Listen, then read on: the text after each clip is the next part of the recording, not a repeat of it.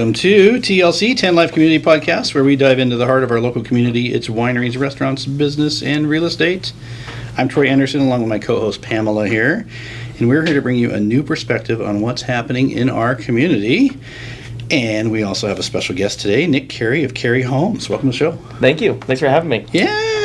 All right. Well, before we dive into all things Carey Homes, it's time for Sipping on Success. But I want to remind our listeners that we're going to do the wine, we're going to talk to Nick, and then stay tuned at the end. We'll do a little bit of real estate roundup where I quiz Troy on something. Oh, boy, what do I have for me today? I wonder. Well, just wait. We'll find out. Wait, yeah, till the end of the show. All right, so Sipping on Success. Oh, really? Troy's in one of those moods today.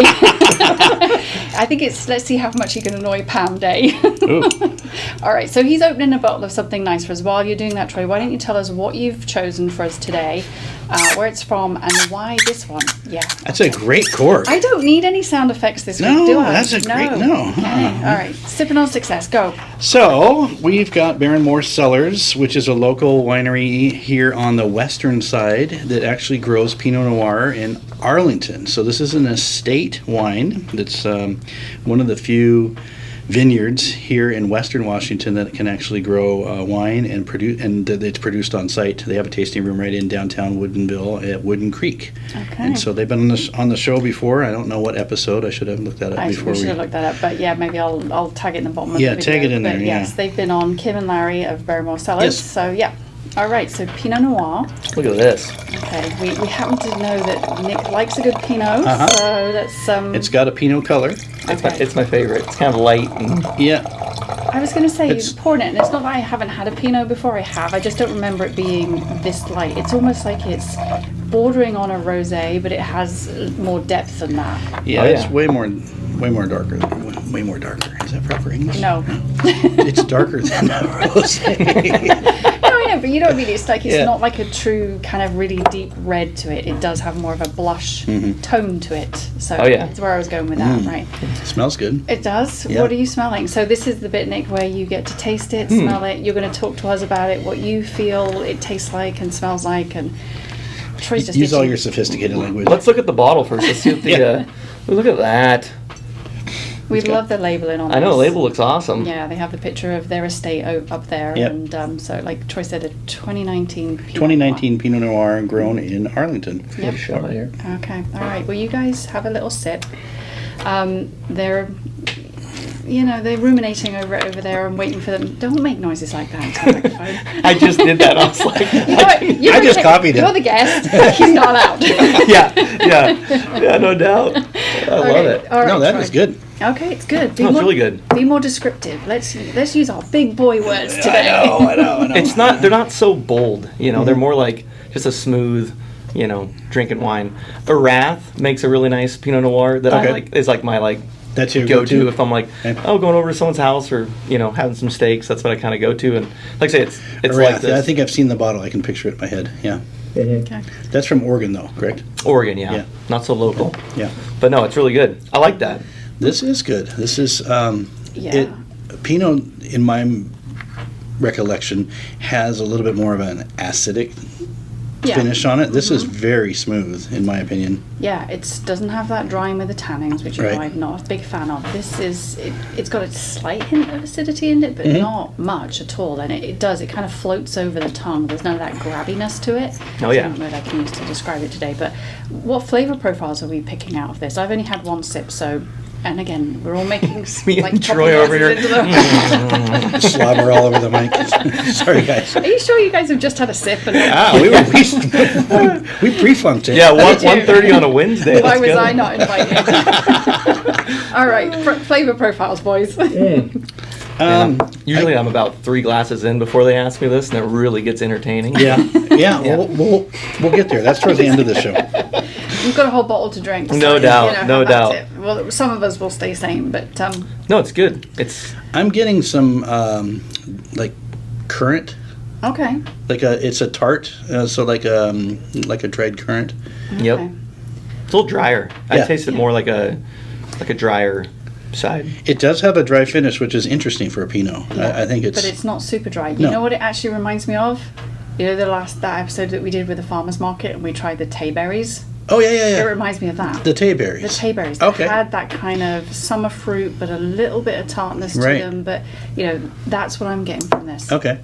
The Yeah, tayberry. I'm gonna Way to throw- wrap I'm- that in. I'm going to throw a new one in there. Yeah. Tayberry.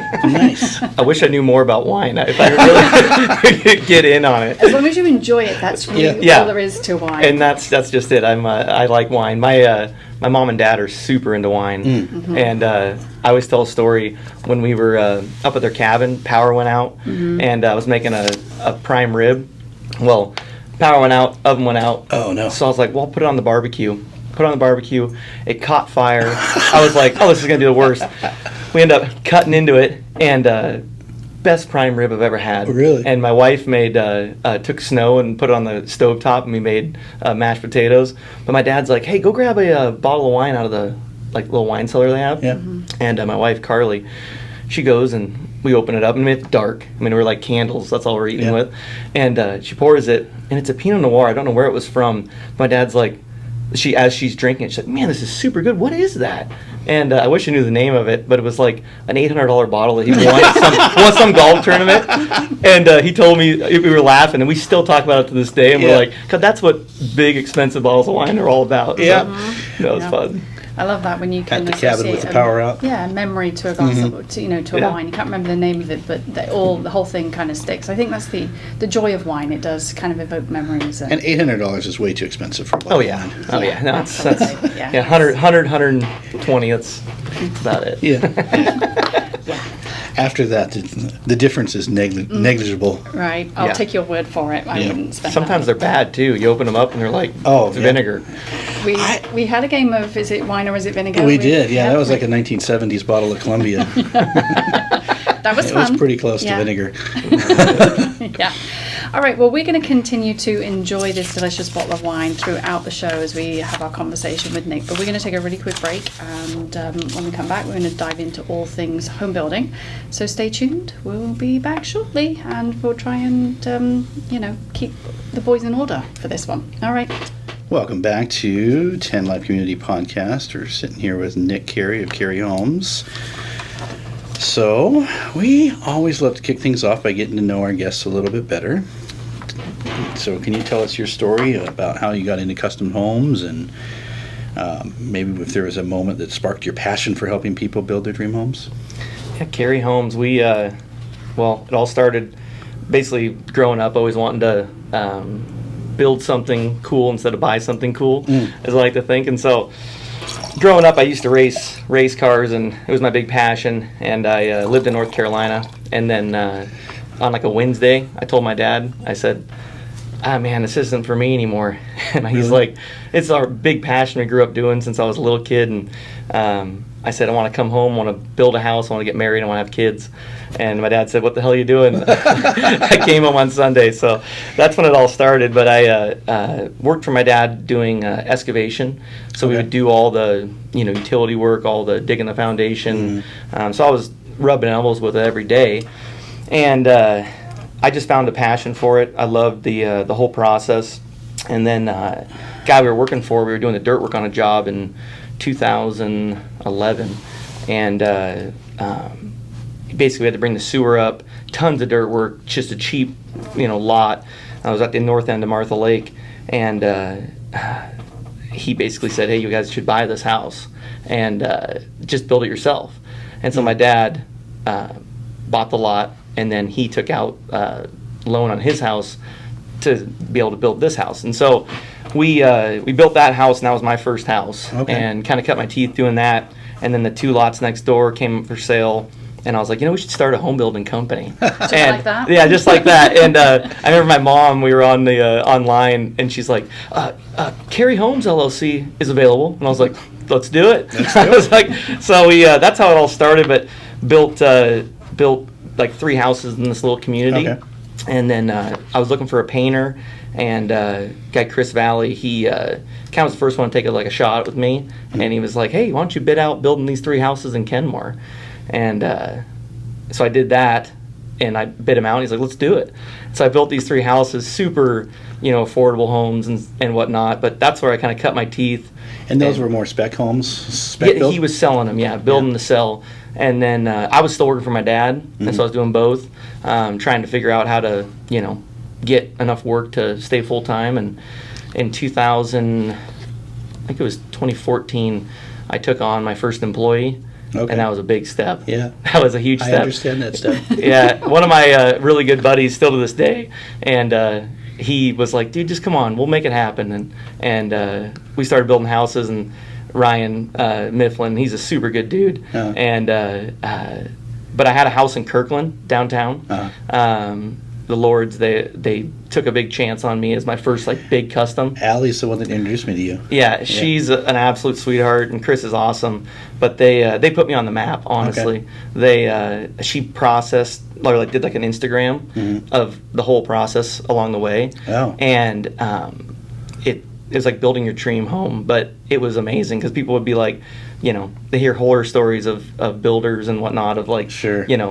Just all of the above, but she basically just outlined, what we were doing, and I always thought just, do the right thing when no one's looking, and all of a sudden people are like, that's amazing that you called me back and you did what you said you were going to do. But no, that was the first big one, and from there on out, I mean, it's just snowballed from there. Cool. But yeah, it's been pretty fun. Yeah, I was driving through Monroe a few days ago, and I saw one of your trucks go by. I'm like, hey. Oh, yeah. People call me all the time. Hey, you didn't wave. And I was like, dude, I got 4 rigs on the road now, Yeah. And I'm like, that wasn't me. This was like a little minivan? Yeah. I got 3 of those Transit Connect vans. Okay. And they're super good little vans. Yeah. We love them, but yeah. No, we have a lot of... pretty useful. We ended up going... I've got basically 5 full-time superintendents now. Okay. And it's been going really well. I have no complaints. So Congratulations, that's awesome. Yeah. So yeah, Carey Homes has been serving people in Snohomish and King County for over a decade, and sounds like you built a reputation for custom homes, for making people feel personable and attainable. Working with a builder is not an easy task. So what do you think sets you apart from other builders out there? I think the biggest thing is just communication along the way. Okay. Honestly, and being up front with the numbers from the get-go, so people know what they're getting themselves into, and then just being able to work with full-time site superintendent that nothing's getting missed.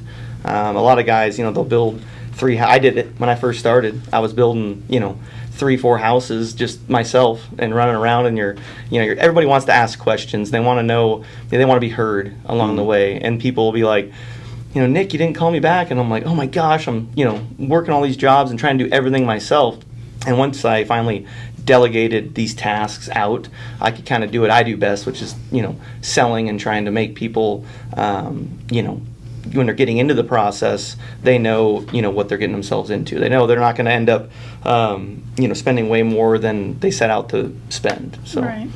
So let's dig into that a little bit more. So because, building a home can feel overwhelming, especially for a first-time home buyer. And I'll put my hand up and say, many moons ago, my husband and I, we didn't have a custom house built, but we were in the we saw a piece of dirt and there was a builder building several homes. But even that process of okay, you have choices here to pick was kind of overwhelming. So doing a custom build, I'm sure, can be even more overwhelming. So what do you wish that people understood more before they dive into this? And are there some kind of common misconceptions or pitfalls you see again and again that you'd love to help people avoid when they go into this custom home build? Yeah, I mean, the biggest thing is trying to figure out having a realtor, honestly, from the get-go to work with is a really good win. I mean, honestly, finding the land, when you're going through the whole process, people come to us and they say, hey, where do I start? And my first thing is, hey, let's find a piece of land, or they come with land, and then we try to work backwards from that. And what people don't really understand is they're like, hey, I want to, I know what it is cost per square foot, but they don't know, what's involved in hey, are you buying a piece of property that's totally woods? And then you want to put a road 900 feet back, or it's in a wetland, or, there's so many odds and ends. So for me, when people come to me, they're all different stages, right? There's people that are like, hey, Troy, I want to build a house. Where do I start? Sorry, I'm stuttering. When I meet with people that want to buy land and build a house, they don't think about the fact that are utilities in the street, is sewer available, what kind of septic system do I need, all the things, and I start talking about that, and their eyes kind of glaze over, and they go, I don't know. Oh, it's a total process, but I mean, if you can, it's working with them through all their like wants and needs, and if you got to walk them through all these steps. And so for me, it's not like one size fits all. It's not like, hey, it's just $400 a square foot and that's going to take care of everything, and it's great. I mean, the prices change. So I mean, you can be, I always tell people $350 to $450 a square foot all in is my like trees the keys, we call it. And that's going to be the site work. That's everything, engineering, all that. Everything, okay. Yeah. And we do a cost plus scenario, so we do like cost plus 20% is typically how we work our structure. Okay. But for people, you got to start out, right? So you got to go, hey, how much is it per square foot? And what I always tell people is, everyone has a dream, right? Everyone sits there on their couch at night at 8 o'clock at night and shows their husband or wife, man, we'd love to have this, 3,500 square foot house with a 3-car garage and a shop and, 5 acres. And I mean, I do it. I've done it my whole life. Me and my wife have built and sold 6 houses. So we've built and sold every 2 years. So I get the process, and I get the, you're going to get calls at, Sunday that, hey, I want to change the paint color, or I want to do this or that. And I don't know, I pride myself on, being calm, cool, and collected and trying to like walk them through those processes. And typically we'll have a superintendent on site that will handle all those day-to-day questions. But I get called, like I got a call last night about HVAC in a house, and she's like, we're doing mini splits, and I thought we were going to do, central air. And I kind of walk her through the reasons why we went this way, and options, right? So I always tell people, a problem without a solution is called whining. Yes. So I always try to come with that. I always try to have a solution to the problem. And that's what I think mainly what separates Carey Homes apart is all of my guys are all, but they're kind of all my buddies, which is kind of a double-edged sword, I guess. But we all kind of strive for the same thing, as to, you're trying to make, at the end of the day, you want people to look back and say, God, I loved my home building experience, because it is fun. People like think it's, God, there's so much to pick out, but it's like, it's at the end of the day, I mean, you can ask people that have built, like when people say, hey, like you said, red flags for like, if you're my friend and you want to go build a house, I tell people all the time, get other bids, talk to other people. Because for me, if I'm your friend, I say, hey, go talk to them and get some referrals from them and talk to them. I mean, just like you with real estate. Like, talk to Troy. Oh, here's 5 people that I've sold houses for in the last 6 months. Go give them a call. Yeah. It's like, God, Troy's awesome. We loved working with them. This is great. They did this. They did that. What was bad? Well, we maybe didn't get what we wanted, but the market's done this. The interest rates did that. Sure. Troy was great, and that's kind of where building houses, you're dealing with problems all along the way, no matter what, and you're getting into, everyone's personal life. It's their personal home, right? So you end up trying to guide people along the way, and I think that's what we do really good at Carey Homes is guide people to where they stay on budget, and they have, it's a great experience along the way. Okay. So would you say, with that, what you want people to understand before they dive in is that it's a multifaceted process, right? And they may need just more than the builder in their back corner to help them navigate this whole thing. Correct. So have a team with them. So a realtor. A realtor, a builder, an architect. Our process along the way, we have Maggie is someone that works for us that we actually built her house. And I was lacking what she does really well. And that was like the selections, picking stuff out, making sure that everyone's staying on task, and walking through the process. She was so good at it. And I was like, I joked with her and I said, you should come work for me. It was like 4 years ago, and now she works for me. So she's a great asset. What you say. Yeah. But no, I mean, the a realtor's great, builder, architect is huge. And then interior designer, I like to have that as kind of like the 4th thing to pick out. I mean, I kind of quiz people right at the beginning, because some people absolutely know what they want, and they're like, hey, this is what we're going to do. But some people are so just like, we just want a wicked, beautiful home. We go through your website, and any of those would be great. And I'm like, wow, there's a lot to go through here. We'll dig into that a little bit more as we go along. But okay, so that's a good starting point for people. Yeah. Okay. Yep. Well, let's dive into that a little more. What is it? Walk us through what it looks like to working with Carey Homes. From the big idea to the final walkthrough at the end. Yeah, I mean, you're just, like I said, you're gonna need to find inspiration. Is my biggest thing. Is I want if I could have one thing that people come to me with, is I want a 3,500 square foot house. I want a 3-car garage. I want 5 acres. Like, just even having like the vision of the dream at first is great. And then you can kind of work from there. Like, okay, well, you're 3,500 square feet. Let's go $400 a square foot. And then here's your number. And then now we got to work backwards. Now we got to talk to Troy and say, hey, maybe we have $600,000 to buy a piece of property with, and then we can value engineer that along the way. And honestly, that's why, like, if the more info I have, the better I can, execute. So I have like 3 architects that I work with, okay. And depending on how they come to me with, hey, I want a really modern house, or I want a really craftsman house, or hey, I don't need a lot of hand holding, or I need a lot of hand holding, I will delegate those out to different people. But first steps, basically trying to figure out budget wise. You need to find out your vision and your budget. And I think it's important not to overbuild for the neighborhood too. You don't really want to be. You can be, but you don't really want to be the most expensive house in the neighborhood. 100%. Well, then in that vein, then how do you help people stay on budget without sacrificing what they love? That's the Answer that golden question. That's the golden question.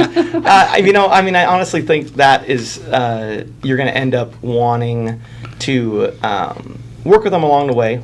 And honestly, there's always an option. There's always Pinterest is kind of like my it's a double-edged sword. I'm gonna get there in a minute. But people come with like, I want all these ideas. You're on Pinterest? Yeah, we are. But they come with a bunch of ideas, and they end up, you can always walk them through it and be like, hey, I see your option A, but B and C are way more affordable, and they're within your budget. And it's trying to be, you don't want to be like typical, like if someone asks like a builder, it's a grumpy old guy, that's been through it a long time. And I try to be like, hey, I see your point, and this is how we can stay on budget, is we can do X, Y, Z. But you got to work with them, know their end number. Hey, I want to be $2 million into this, and then we have to value engineer it back. But if we get involved early, we can make all those adjustments. Because a lot of people will come to me with a house plan that's done, and they're like, here's our lot, here's the permit, we're ready to rock.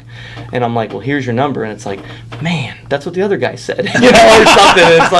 It's like you're cheaper, but how can we make this happen? I think why we are so good with people is I'm able to go, okay, hey, I know that your budget is $2 million, and I know that I just gave you a budget which would put you to like 2.4.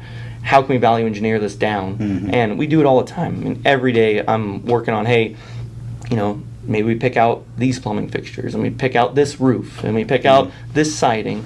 And it's working with people to let them understand that they are heard, and that, their dreams can become a reality. Where some people will just go, hey, that ain't happening, And so for us, it's every day I'm trying to figure it out. Or you build the house for like the outdoor kitchen and outdoor space, but just don't build the outdoor space yet. Yeah, Save that for another year. A lot of that stuff, I always love I'm not going to finish the basement out, and then they have no access from the outside, and I'm like, I'm really sorry to say this, but it's going to be such a pain later. Maybe we get the drywall in at least, so we don't make the huge mess, but... Okay. No. So let's take a step back just a little bit. So you've built everything from a cozy modern farmhouses to beautiful contemporary craftsman style homes, and even larger estates. But how do you help people figure out their style that don't really have any true ideas of that, but are feeling overwhelmed when they look at things like you mentioned Pinterest? That's a big one, but House is another site that people, I know I go in there and look for ideas on, whether it's my living room or back doors, but out, back patio. space. And exactly. So, people are feeling overwhelmed by what they're seeing on House and all those other boards. They're looking at all the trends. How do you help them figure out what's innately their style when it comes to it? And then do you have any tips for making sure a new home feels timeless but still fresh? Because that's important, right? Because It is. trends come and go, and you don't want to be stuck with something that you've spent all this time, money, and energy on, and feel like it's dated within 5 years. It's kind of like running down a balance beam for me, because you don't want to fall off the train and you know, make someone's dreams, you know, not become a reality. But sometimes you have to bring them down to earth on, like, hey, you're more, you know, going down this modern road, but you have this craftsman style. Maybe we can mold these together. And I have a couple architects that I work with that are awesome at dealing with, like, hey, how can we make, you know, this maybe like a modern craftsman, and because they'll have like the husband's big time craftsman and she's big time modern, and they're both sitting there like, I'm not doing that, you know. It's like, that reminds me of those, you know, the house hunter programs where you've got two people and they're completely different ideas of what they want. So I should imagine that's challenging. And that is honestly the funnest part for me. I like working with people. I like the problems, because it's like, you know, hey, I see your point and I see your point, but here's an idea that might work for both of you. And then it's, you know, end of the day, they're like, oh, it's going to be awesome. Well, where'd you think of that? And it's like, we work it all, you know, we see it all day, you know, but to them, it's like this is their personal home. And so you're trying to break that, like, typically it's always husband and wife trying to, you know, figure out how they're going to come up with it.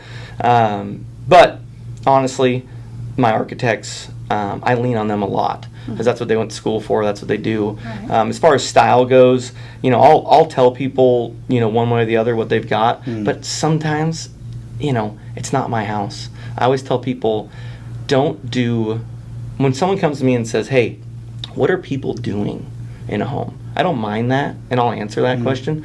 But I always respond with, do what makes you happy. Do what you love.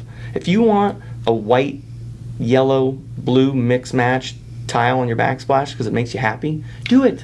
And that's what I do with my house, you know. I mean, I'm a big, you know, craftsman, you know, industrial type guy, and some people will look at it and be like, I don't really like that. I'm like, that's totally fine, because you don't have to live here, you know. So I mean, I've built, you know, like where they're maybe older style, you know, so they're more like 90s ish, and you know, we stick with it, but I try to like throw in some modern, you know, flares in there. And also when you're working with, we use Builders Interiors right here in Woodinville. Yep. And you work with Andy? I've worked with Andy before. Okay, yeah. No, Reeves is my my lady. Sorry. Yeah, Teresa is the owner, and I worked with her from the get-go. And but they are super good with working with people, and Maggie's always at those meetings too. Yeah. And if they have an interior designer, they all together create just masterpiece type stuff. But having Builders Interiors guide them has been a huge win for me. People leave there and they're like, oh my gosh, I had no idea, but they brought out, you know, well, if you like this, try this. And it can be overwhelming narrowing stuff down.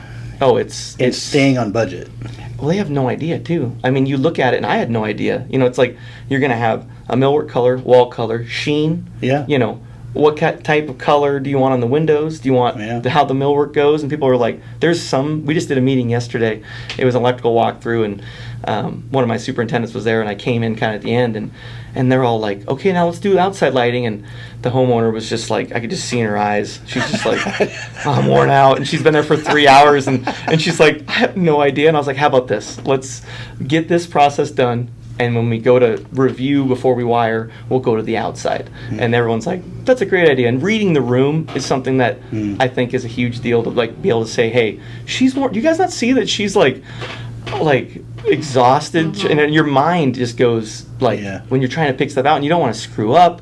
And then it's like, is this going to be right? Do I do 4 cans in here? Do I do 1 can? Do I do a you know, fan? I don't know. And so it's... Yeah. I think one thing I've just kind of picked out from what you're saying there, and you didn't say it yourself, but it's really that listening with intent, right? So and listening for what they're not actually saying and being able to pick that out. So I think that's a big thing that really helps people when they're building a home, custom or otherwise. But let's talk about design stuff, because that's the area I really enjoy, and I know Troy does too. But what are some of the kind of trends that you're seeing right now when it comes to custom homes, and what's really popular with your clients, or that you're seeing in the industry as a whole? And do you think some of these trends have staying power, or should homeowners really be cautious about leaning too heavily into what's hot right now? Yeah, I mean, And what are those trends? Because inquiring minds want to know. I would say there's three that I would go to.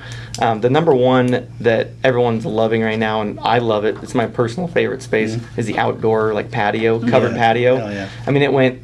I think early 2013, 2014 was when it really started to kind of take shape. And now a lot of people design their whole house around their outdoor space. And we have InProtect heaters, just all sorts of fireplaces and TVs and speakers and all sorts of stuff.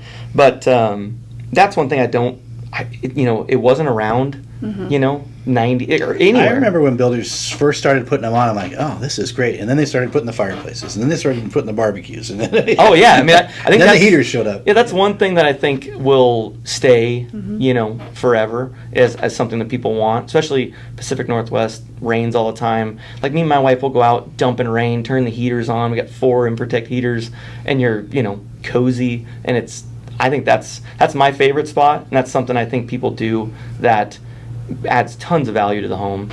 And then as far as something that I would steer away from, a lot of people are, I don't even know if it's steering away, but we're doing a lot of gloss black cabinets, or dark gray. Okay. But gloss. See, I love that. Yeah. And people love it, but I don't know. Maybe it's the I'm the people ask me, I'm like, well, I have naughty alder is my favorite if you're gonna ask me, or then we go clear alder with me and my wife. That's what we have at our house, because I'm like, I like the alder look, but the glossy black or gray, I'm like, seeing they have 3 kids, and I'm looking It's at gonna everything. show every fingerprint. I'm like, man, that's gonna be showing. But it's super modern. That has to go with somebody's style personality. I mean, 100%. Put it in a traditional kind of home and not change anything else around it. It's gonna look a little odd. It looks a little odd, yeah. I mean, that's one thing I'm curious to see what happens over the years. Longevity of the that. longevity of when you start doing it, but Well, I don't know. For me, it seems like trends, 15 years, kind of the life cycle. 10, 15 years ago, we were like, yeah, put granite in everything. well, how about when Mainview came and just changed modern forever in our community? I mean, I remember going through Mainview houses, and I'm like, are you serious? And then all of a sudden, I'm like, the next 3 years, people were like, so I was going through a neighborhood, and I saw this window that was 9 feet long but a foot tall. Yeah. And I'm like, what? But So for those that don't know, what is Mainview? They are a home builder. They are nationwide, aren't they? They're from Australia, actually. Oh, and they came here, I don't know when they showed up on the scene, maybe 20 years ago, 25 years ago. Yeah, I would say probably early 2010, something 2010, like that okay, was probably so when maybe they 15 years ago. hit. But they changed modern in this community, I think. They started building spec homes that had those linear windows and above the counter, below the cabinet, windows in the kitchen, stuff like that. They changed. Okay. They did some things that I think brought modern to that's normal now. But I think the modern is where I feel like that's the most. You think of, but then you think of modern farmhouse. They've had shaker doors and white this, white that, metal roof type scenario. That's been around for hundreds of years, where modern homes, I remember homes that were amazing in 92, modern, and now you look back, what was the countertop that was it was one solid surface, but it was almost like plastic?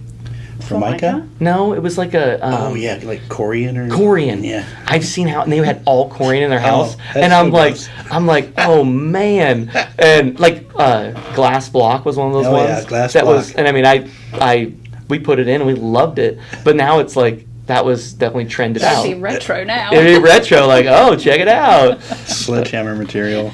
No, 100%. Yeah. All right, so be cautious with trends is what I'm hearing, basically. Yeah. I guess, again, talk to you about it and figure out if it's something that has that longevity, or really if it's one that should be bypassed. Yeah, and I'll talk to you and say, I want you to tell me that you're doing it because you love it. Yeah. And that's my biggest thing with people, because they'll do stuff that someone else likes, and I'm like, what did you like? You came to me at the beginning and you said this.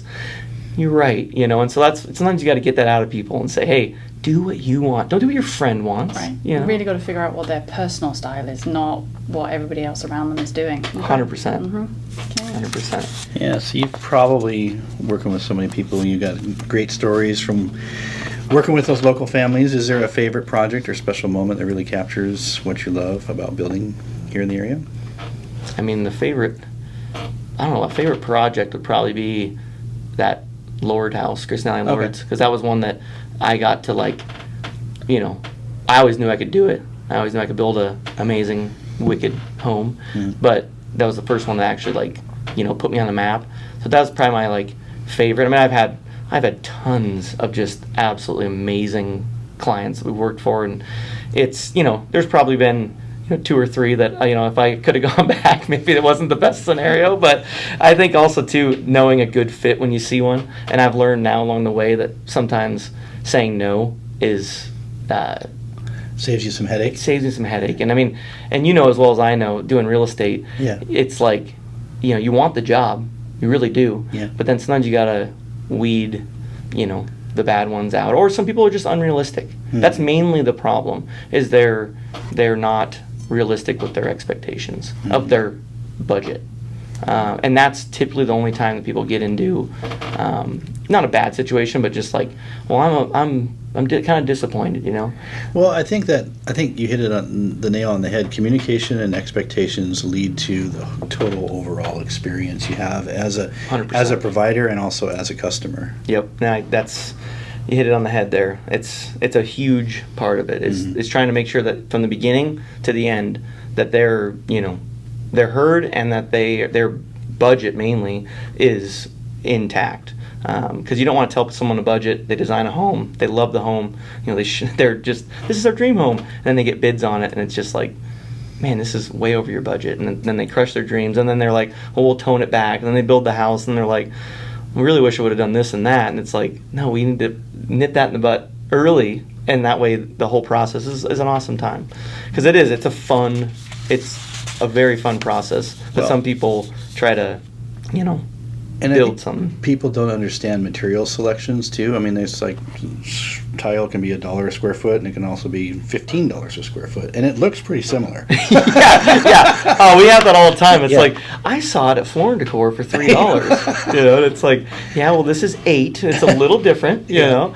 But no, it's a fun process. I love the problems. Honestly, I can deal. I don't know. Maybe it's a weird gift, but there's certain people that people are I just can't deal with that person. They're great. It's oh yeah, I mean, they're, they want a really nice home, but, it was great to work with. And it's I don't know, it just seemed she might be a lot to work with. And it's man, she knew exactly what you wanted. You just had to do what you wanted, build what she wanted. But I don't know. And a lot of people don't do custom homes. They'll just build spec homes because they don't want to answer to anybody. They just want to build and go and go and go. Where with us, everything needs to be picked out. And it's not a personal preference. For me, it's what kind of, cabinet knob do you want? What kind of carpet do you want? Where do you want the carpet? Where do you want this? And so it's, you're every single time. That's when people, they ask, they say, how long is it going to take to build the house? And I kind of, my smart ass remark is, how long's a rope? But I always tell people, I'm I built my personal house in 7 months. And I'm, I always tell people, because you were super dialed in on what you wanted. Yeah, I mean, also too, it's me and my wife do this. We've been doing it for a long time, so we're 8 o'clock on the couch. Yep, done. Tell them tomorrow. Where for me, it's I'm not going to text them at 9 o'clock at night, and then it's your process is, it might take all week or all month to figure something out, and then that might delay things. But they know they're going behind schedule. We'll set a schedule at the very beginning, and you'll know with our software, it'll say, hey, you're 2 weeks behind, and then they'll say, well, why? And we'll go, well, we didn't pick cabinets out in time, and they're not going to get delivered in time. And so it's a process that I think with we use job tread and keeping them on task, trying to figure out timeline wise. I always tell people a year build a house. Less than 4,000 square feet, it's a year. And I tell people 4,000 to 6,000, you're in that 14, 15 month range. My longest house was 18 months. It was 7,800 square feet. Whoa. So it's just a lot. You start adding up, everything takes 3-4 weeks to do instead of 2 weeks to do. But I think then going back to that question I asked earlier about what people should understand before they're going into that is really that maybe their expectation of when it will be finished might be a little short, and to plan for longer, and just know that they're going to have to spend a lot of time really thinking and digging into what's going to bring them joy in that house, so they can take time to really figure that out and pick out the things that are going to feel great when they've actually finished the project. Yeah. Well, and I've picked materials out before and then found out, they're not available. I have to pivot and find something else. COVID was the worst. Oh, yeah. People picked their whole house out, and half of it wouldn't be able to be picked. And I was just like, are you serious? And we built our cabin during then. Okay. And I remember telling my wife like 3 times, she's like, are other people doing this same stuff? I'm like, I'm sorry, that's what's happening right now. But no, you're absolutely right. Picking out stuff, timeline, that's what Maggie does so well. It works for us. She'll set a timeline. She'll ask us, hey, when do you need plumbing picked out by? Paint, electrical, roofing, all these numbers. And we'll try and give people, 3-4 months. Like, hey, in November, I know your paint color on the 5th. And it's like, oh, okay. Because I was the worst at telling my wife. I'd be like, hey, they're painting tomorrow.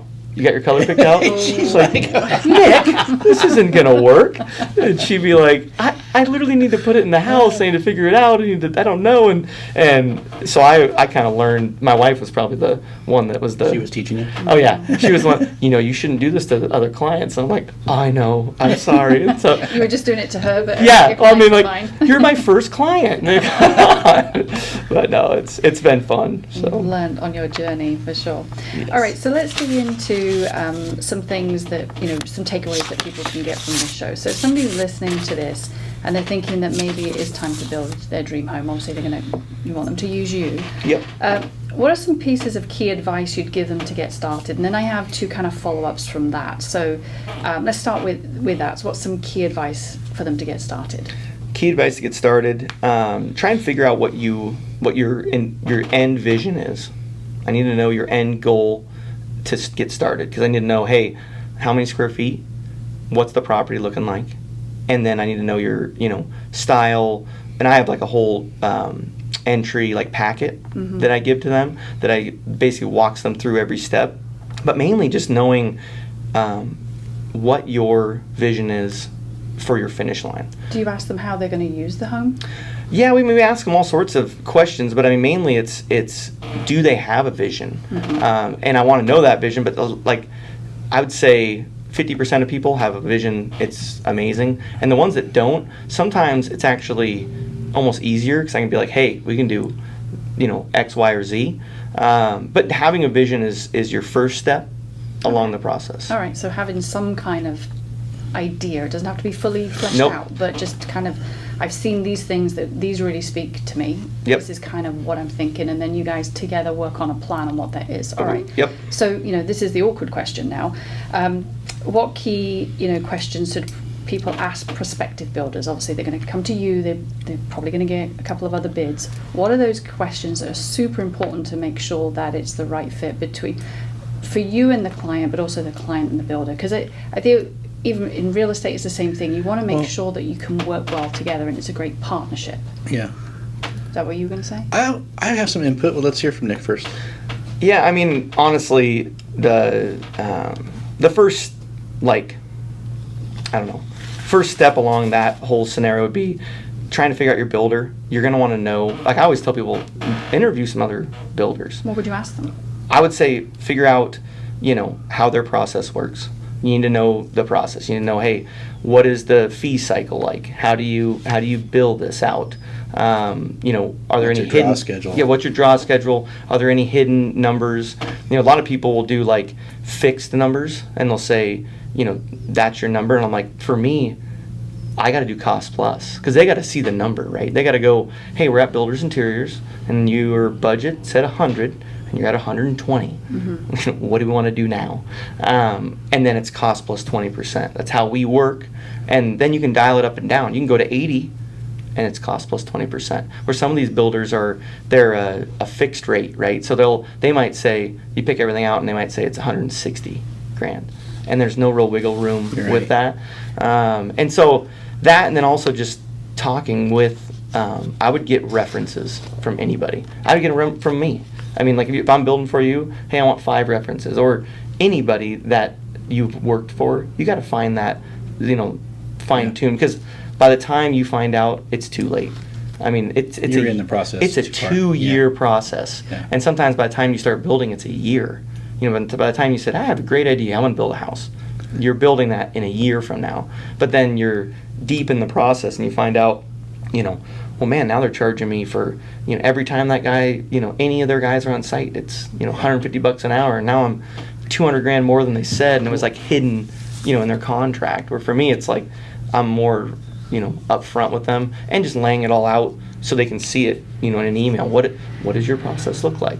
And you bring that, send that to them, and that way they can understand it all the way from the beginning. But references are I would say, if you're my friend and you're looking to build a house, and I'm just a friend, I'd say, hey, go get some references, 5 that they've built for, and call them and say, hey, what did you love about them, and what did you not like about them? Yeah. Okay. And weigh that out, because they go down. It's a relationship. I mean, it's like you're dating someone for 2 years. I mean, you really know. People will probably say Nick talks too much. That's what I think. All right, Nick, get to the point. So. Well, I was going to say before you chimed in was this, that people get so hung up on price and in my industry, it's always commission. What's your commission? What's your commission? And it's like, well, no, really, what's the value at the end of the day? And what are we trying to net you?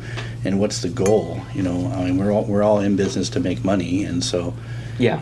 No, if you focus on price too much, obviously you have to stay within your budget. But if one guy is lower than, say, Nick, I mean, there might be a lot of hidden things in there that 100%. get nickel and dimed on. Mm-hmm. Yeah, and I mean, we're building, we got 10 houses going right now. So when people ask like for a budget, I mean, I'm pulling from a 9-10 house that I'm actively doing right now. So You I have know, real numbers. hey, I know this is about $20 a square foot. So I'm going to put 20 for your 3,500 square foot. That's just like a good solid starting point. So we're like I bid a house out where it was like 2.6 million or whatever, and we bid the whole thing out. That was an estimate. Mhm. We bid it out, and it was $3,000 under. So they were like, that's pretty good. I mean, I went through all my numbers. Our process is very refined, so you know what you're getting. Where some of these places, it's like, they might come in $200,000 less, and I'm like, hey, by all means, like, if that's the route you want to go, have at it. But for me, I like to have more transparency. Yeah, that was a word that just sprang to mind there. I think that's something I feel that people should be looking for, is complete transparency in the process. You've talked about it there, that you'll lay everything out for them, and I think if somebody's not going to provide that might give me pause, which then kind of leads into my next part of that question. What are some things that you think that should give people pause and maybe look for someone else to build their custom home? Those red flags, that's one. So what are some other things that maybe you could point in our direction? I mean, honestly, like, a lot of people will take a ton of money up front. I think that's a little bit of a red flag. They'll be, hey, I've known some people that, just to talk and get an estimate. Like for me, I don't charge until we actually have a bid set of plans. So I'll work with them throughout the. It's just like a realtor. You don't come up and say, hey, I need $20,000 to talk to you. I wish you could. I mean, that'd be great. But for me, I work like that, like a realtor. I mean, I do. There'll be 100 hours sometimes in the projects, and I mean, I have lost out on them, and it's a bummer. But I've also gotten a lot of projects that people are like, my gosh, this guy's putting all this effort in before he's made any money. Yeah, like, you've added value to people. yeah, I've added value, and they once we go to actually bid the process out, where I'm actually sending it out to subcontractors, that's when we do $2 a square foot is our number to bid out the project, but to get all the numbers back. But some people will be, I want $20,000 before I give you an estimate, and that's tough. It's like, well, what happens if your estimate's way high? Yeah. And so That would be a big red flag for me. I'd be like, nope. that's what I'm saying. And so I mean, that's when most people, it's like, no, I'm not doing that. Like, I want actually a hard. I want to estimate before I release some funds, so I know that we're even in the ballpark. Yeah. That'd be a huge red flag. Yeah. Okay. So when you say that, I mean, just to help our listeners, that means you're the builder, but you go out to the subcontractors and get actual numbers from those people. Correct. So I give an estimate. HVAC, $35,000 to do XYZ, Sure. and then I'll go out. I'll send the plan to HVAC guy. We'll have a conversation. Hey, what kind of hot water tank? What kind of central air? Are we doing mini splits? Are we doing this? Are we doing that?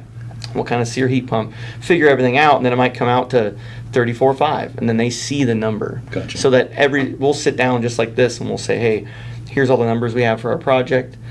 Here's the estimate I had, and here's the actual. And 9 times out of 10, I'm less than 5% plus or minus. That's pretty good. And that's what I would want to see if I'm going through this. And all of a sudden, if it comes in way more, it's like, man, we had a lot of hopes, and we've gone a long ways, and now your estimate's like totally off. But it's rare that happens. It's being able to build so many houses at once right now gives me a good pool to pull from. I would say it's pretty impressive. Did you say you had 9 houses on the go at the moment? I have 9 right now, and then we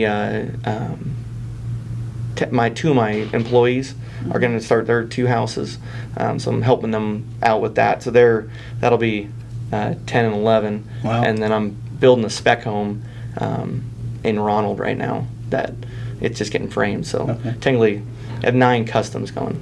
Wow. Wow, That's a lot of cooks in the kitchen. It's a lot. We didn't. It's not been. It was tight. 9 bosses. Oh my God. Yeah. No, and that's what I'm saying. All my guys, they literally are my lifeline. They and Maggie as well, and my wife. It's everybody. It takes all hands on deck. It takes a village. We didn't get here by not having good quality people. So it's that honestly is my key. I wouldn't be able to do. I'd probably be able to do 2 houses myself, but you got to have good guys, and all my guys are just phenomenal. And I would say fantastic organization skills too, by the sounds of things. Yeah. Yeah, it's a lot of organizing, a lot of it didn't all happen at once, and I've had where we have 2 houses going, and all my guys. And when I said I have my buddies working for me, and they're literally like, one of my guys was my first grade friend. Wow. My first. That's cool. Yeah, Chad, and he did HVAC, and he came over. What was it, 3 years ago, and he started out as like a laborer, and then he's worked his way up. But man, he's just super efficient. But all the guys are my good friends. A lot of them from high school, and they all had different paths to get here, and we've kind of honed this in, and people like, I always get all like, man, I love Travis, or I love Brady, and I'm like, I do too. They're like, he's my good buddy, So I was like, this guy's awesome. I know, but no, it's fun, and it honestly, like, a lot of builders. I'm fortunate right now to be as busy as we are, and I think it's awesome. It's been reputation, and then also hustle too. Yeah. It's been a process. Well, there's a saying: if you want to go fast, go alone. If you want to go far, go as a group. As a team. As a team. No, I love it. Sounds like you have a fantastic team Yep. right there by your side. Yep, it's my favorite part. All right. Well, I think we're winding down here, but I think you've already mentioned this. But what's one of your favorite rooms in your own home? Oh man, outdoor living. Yeah. Outdoor living, and then I love a cool master shower. Oh, I have done, I don't know, like our cabin is my favorite. The shower is insane. Like people are like, is that your cabin? I'm like, I kind of went overboard. It's not one you hear very often, is it? Lots of shower heads. But no, the outdoor living, I spend so many nights, like me and my wife, she's my best friend, and we go out, we'll sit there and have wine, have cocktails or something on the back patio, and I just love when it's like nasty out, or even coffee in the morning. Oh yeah. It's just Coffee in the morning's great. misty morning, and you got these, 4 or 5 heaters going, and you're like, I'm in this t-shirt and it's 55 degrees outside. And that's what I tell people all the time. I'm like, man, I would do, I'll always give like a budget, like a $15,000 outdoor budget. And I'm like, there's a laundry list of things we can do with that. And the Infratech heaters, they're amazing. You can turn them on, a timer if you want to turn them on for an hour or whatever you want to do. But, we set Are out. those electric? They're electric. Okay. Yeah, I've done the gas power, or the propane or natural gas, but I find those electric ones are the most efficient, and they heat the area. It's like your sofa, it'll heat it up. Okay. And it makes it just, I don't know. I love it. Although when it's hot out, my wife will turn them on like a party. And we're all like, man, I'm a little sweaty over here. So, Do some it hot is yoga 75 outside. She's like, I like it. No, it's fun. Oh, that's funny. Yeah, right. That sounds like outdoor spaces is the way to go for sure. Now you've got me wanting to cover mine. Oh. But, I enjoy it. My wife and I do the same thing. We sit outside just about every night Yeah. that we can. Yeah. No, we're the same way. We don't have heaters. No heaters? No Come on, heaters. Troy. I know. yeah, see, I have the gas. I have a big gas fireplace, but mine's not covered, so that's. We've got one of those flame things that has a flame in the middle. I've built 8 foot. Do you? Yeah. Real wood or is it gas? It's piped gas. Oh, yeah. Oh, yeah. Yeah. No, they're nice. I mean, like I say, anything you can sit in front of that's outside like Yeah. that, and like burn ban wise, if you have a natural gas one, Oh. it's It's nice. not covered though. That's the only thing. You got to get a cover I under know. that. Oh man, It's just open? Yeah. Yeah. those heaters aren't that Oh, I've expensive seen- either. I mean, the heater itself's like 800, $900, and then typically I always tell people it's $2,000 a heater, like when we're doing it on a budget sheet, to like What's the all in. amperage that they pull? So you got to. 6,000 watts, and then they're 240 20 amp poles. So we always do like a peanut breaker. Yeah. Is one. So they're 20 amperes, but Okay. they're 220. So it takes up 2 spaces in your panel. Yeah, so you got to plan for that. Oh yeah. You'll have sometimes you'll have to do another panel. I mean, most of the time though, these houses are, they're always 200 amp. always 400 amp. 400 amp? So 2 Okay. panels. Okay. And it's usually fine, but there's usually like one half panel that's all heaters. I've done 8 heaters on a house before, Oh and my I'm like, gosh. oh man, that panel's almost full. Spin the meter. Spin the meter. Yeah. All electric. Let's go. All things to consider for sure. All right. Well, as we wrap up, we always like to ask our guests if there's a local spot. It could be a park, could be a restaurant, could be a winery, brewery, anything like that. Just a special spot that could be a hidden gem for you. Can I say 2? You can- Yeah, of course. I'm gonna say local. It's in Lake Stevens. Is that a little far? That's Woodinville-esque. Community. Yeah. No, Francisco's in Lake Stevens. You ever been there? Uh-uh. Oh my God, it's like, you ever been to the keg? Been to the keg? Yeah. So it's the keg of like. Where's oh, it at? man. It's right. There's a Like a river. village? River that runs under. Yeah. Oh, yeah. Yeah, river that runs under. It used to be like a cafe. Yeah. It's kind of right by Buzz Inn. It's kind of in a quirky little spot. But I think it's the owner of the Ixtapa in Lake Stevens. It's his son that owns it, and it has like they have tacos, but they also have like, I mean, for me, it's like, filet and 2 lobster tails. That's my go-to. But Kind of bougie over there. oh, it's so good. Bougie in Lake Stevens. I love it. That's my number 1. Okay. If you had to go somewhere, I promise it won't be Francisco's. Francisco's. Okay. And then everyone knows Walla Walla Steakhouse, but we did our company dinner there. Okay. And man, it was phenomenal. Yeah. It was super good. We all had a really good time. I probably ate too much. It's like, it's the only time when like you have everybody's like, I guess we'll get a couple creme brulees too, and you're like, that was really good. They've got the what's it called? Bananas Foster on the car. Oh, we got Old that too. school? Oh, we Old got school? everything. Yeah. I think everybody was like, one of those. I was actually- Nick's buying. yeah, I was surprised. The bill wasn't as bad as Yeah, I thought. yeah. In my head, I was like, oh yeah, no, it was fine. But no, it was really good service too. Yeah, great. Yeah. Great spot. No, we loved it. Perfect. All right. Well, this has been a fascinating conversation. I'm sure our listeners have got plenty of takeaways from that, whether they're considering, having a custom build or they know somebody that has a custom build. But at the end of the show, we'll get some details from you where people can connect with you if they're interested in finding more things out. But we're going to take a really quick break. And then when we come back, it's going to be real estate roundup time. You ready, Troy? I guess I have to be. All right. He's got about like 30 seconds to sort himself out. So stay tuned. Welcome back to TLC, 10 Life Community Podcast. We've just had a fascinating conversation with Nick Carey of Carey Homes. We're going to touch base with him again shortly just to find out more information where people can connect with him. But it's real estate roundup time, and I don't think Troy prepared for this one, so it's easy. Don't worry. I'm keeping it Deep simple breath. for you. Okay. Right. All right, we've talked about building custom homes, but for a lot of people, buying home is the reality of their lifestyle. But when you're buying a home, we talk about this a lot. It's not really just about the sale price, and there's a few things that people might not realize that are negotiable Yeah. when it comes to buying a home. Of course. Can you tell us about that? What is negotiable and maybe what isn't? Everything is negotiable. I like that attitude. I like that. Let's barter.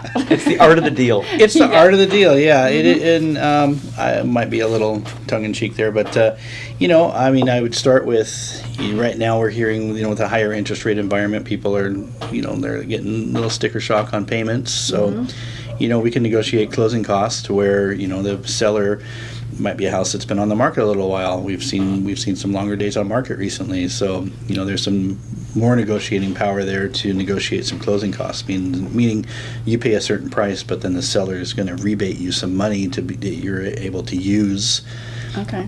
to help with your loan.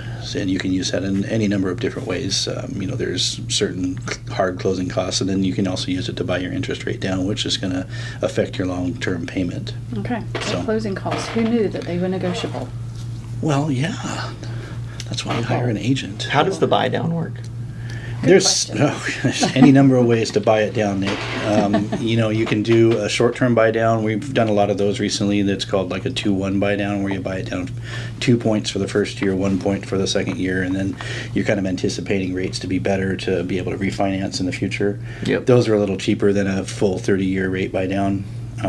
So you add a little bit of risk, but you get a little bit more bang for your buck that way. So, Yeah. and all of that is there's a lot of variables there. Yeah. You probably have a bunch of banks too you like to work with. We have certain lenders we like to work with, and then as far as custom homes, our go-to used to be WaFed, but they're not doing it anymore. Oh, this is such a shame. I know. So who are you using? We used to Melissa that worked at WaFed was my Yeah. go-to. Yeah. And now she works at Evergreen Home Loans. Okay. So we've used them, and then U.S. Bank as well. Really? The U.S. Bank's they've been kind of the leader. We did WaFed for I know. 4 or 5 years, like exclusively.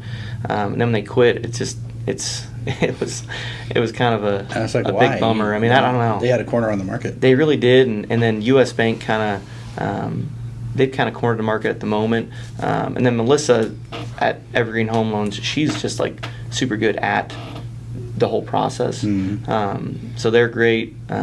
Melissa, lady I know at Melissa Burns is at Evergreen, and then U.S. Bank. Melanie's super good. But no, they're all. I have worked with. BCU, tons of different ones. Ugh.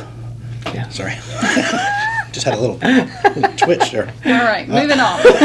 Sorry. Not so good. All right, so that's closing costs covered. So there's one that people may Yeah. not have known was a negotiable. So what else do you have for us? Personal property, washer dryers. Sometimes we can come down to the negotiating table and it's up to the washer and dryer. So, Okay. Other things too, outdoor play sets. We have sold houses completely furnished before. Oh, okay. So There you go. people have come in and like the staging or whatever the furniture was and able to negotiate that into the I can deal. see that because I know, we stage properties and they do a great job. You walk in like, oh, I want to move in here.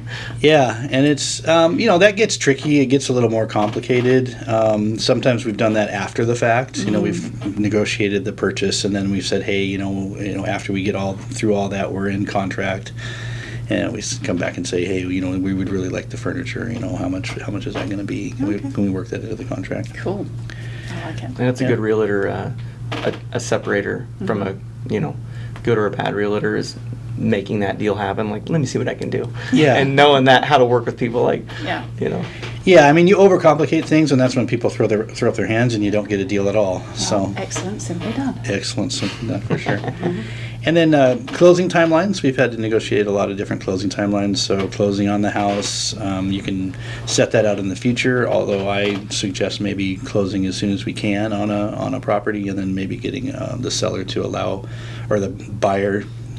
What am I trying to say? A rent back situation Okay. where you close on the house, the seller can stay in and oftentimes have another transaction behind the scenes. They've obviously got to move their stuff out. They have to have a place to take it to. So, Yeah. Okay, I like that one because it takes a little bit of stress off people too. And what we found is that the sellers, the people purchasing the property are usually quite open to that unless they're in a time crunch too. yeah, unless they're in a time crunch for sure. We've done the reverse before, and that gets a little trickier where they actually move into the house before it closes.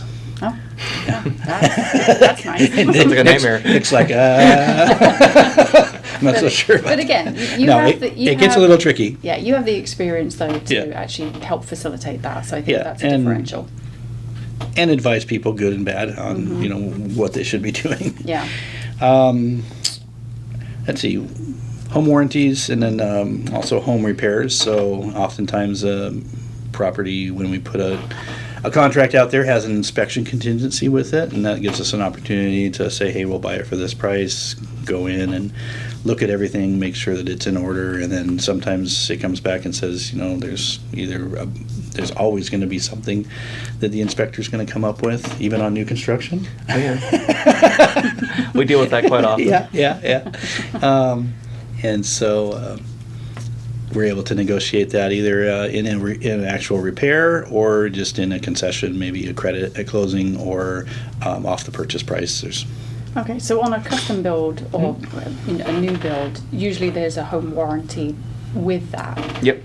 Do we offer something like that, Troy? Yeah, we include home warranties with all the buyers that we work with. That's just a given. We want you to come in and not have the furnace die 2 weeks after you move in and have a $10,000 bill, or have a plumbing leak or something that maybe the inspector didn't catch, go wrong. And early in my career, very early in my career, I sold a house to first-time home buyers, and they moved in, and no joke, 2 weeks later the furnace died, and then a week after that the hot water tank died, and they were like yelling at me. You sold them a lemon. Is what I they were sold them a saying. lemon, yeah, and I felt bad, and so I think I ended up helping contribute to that, and that was way more expensive than just buying a home warranty for them. Yeah. You can buy those home warrant, like is it the 210? Yeah, we buy 210. 210s, yeah. We've done that in the past. We mainly, I kind of outline out warranty that we just give, which is like a 1 year, basically bumper to bumper, and then it's like 2 years for all the mechanical, and then it's Washington State requires 7 year structural. Gotcha. So. Do you do nail pop after Oh a yeah, year or so? 1 year, yeah. Yeah. We do nail pop, basically go through the whole house, and mainly it's always like grout. Grout always cracks. Yeah. Or not grout, but like where the tile backsplash meets the countertop, a little. Well, everything always settles. It settles a little bit, and it's honestly, I think I've gotten more jobs from going back fixing stuff on houses than almost anything. Like, oh man, you called me up and came back and fixed stuff at my house for free, and I was like, well, I mean, I want to said I own up would. to it. I had to warranty a 5 years down the road. We had a house on Inglewood Golf Course. Yeah. That they huge shower, and it leaked. Where they met they had like 2 shower pans, and where they met had like a failure, and I had to find a tile to like match it up. I was going to showrooms and finding their samples? Oh, and wow. that's how I matched, because it was like a color match. That's how I did it.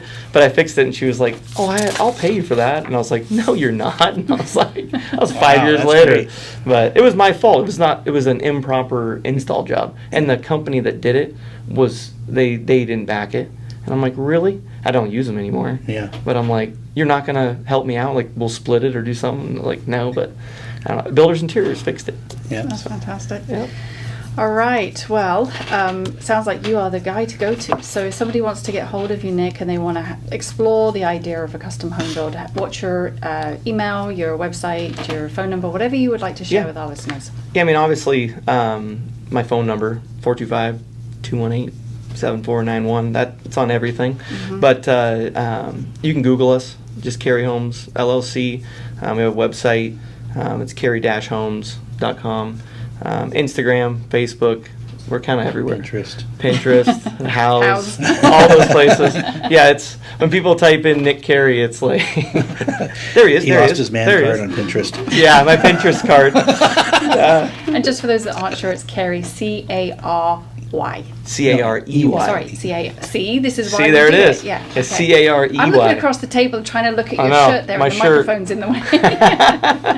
No All right, worries. Carey Homes. Okay, and Troy, somebody wants to talk to you, find out about what might be negotiable, non-negotiable, just anything about real estate. Where would they get hold of you? Because Yeah. you're always happy to talk to people. Oh, always, yeah, just no obligation ever. And it's tendhometeam.com or 206-504-3660.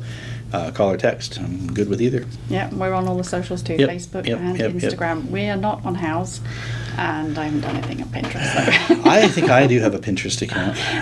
Oh yeah. I'm avoiding that one. Yeah, I've got things on Pinterest that Yeah. are like Yeah. posted, but yeah. Fantastic. Okay, well, if you Well, this was enjoyed this, fun. it was Oh man, I fun. had an awesome time. Good. This is great. Perfect. All right. Well, if you enjoyed this show, we would love it if you would like, subscribe, and share. And if you're watching on YouTube, Ding the dinger. all right. Until next time, people. Thanks very much for listening. Thank you. Thank you.